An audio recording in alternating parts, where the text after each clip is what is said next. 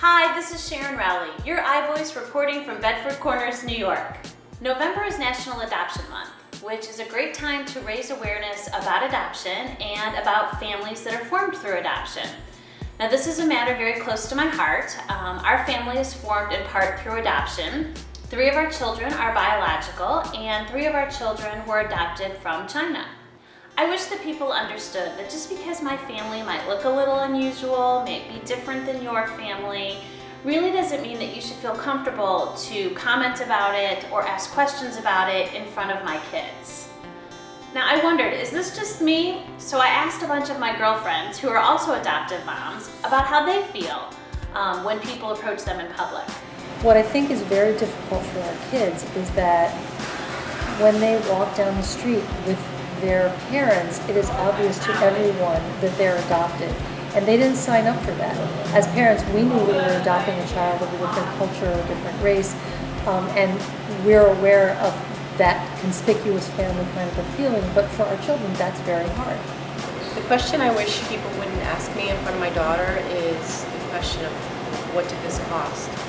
It upsets me when people ask why I chose to adopt another child after having 4 of my own. I consider each one of them to be totally my own. Just take common sense and think about how you'd want your child to be treated. You wouldn't want issues of money to be discussed in front of her because you don't want her to feel that she was purchased instead of brought into your family. What I'd like people to know is that families are formed in different ways, whether it's biological or by adoption, and they are still families. She may not know how she lost her parents, but they're gone, and she never met them. Lots of things in life are bittersweet, but I can only hope that people who encounter me and my daughter, and it's obvious that she's been adopted, do not ask questions that might be better left unsaid or asked privately. And I also created this cartoon that shows how crazy and intrusive the questions can be sometimes. Where are they from? We live here in town. And you? I meant, where are your kids from? Are they from China? My hairdresser's cousin adopted a little girl from China. Really? How fascinating. So I have a couple of words of advice to the public as an adoptive mom. Please don't ask questions about adoption or about how our family is formed in front of our kids.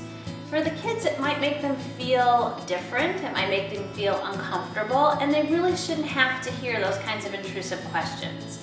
If you're someone who is interested in adoption, perhaps you're thinking about it on your own, then feel free to slip a mom a phone number, ask her to call you later, or contact an adoption agency, or you can also just go home and Google it.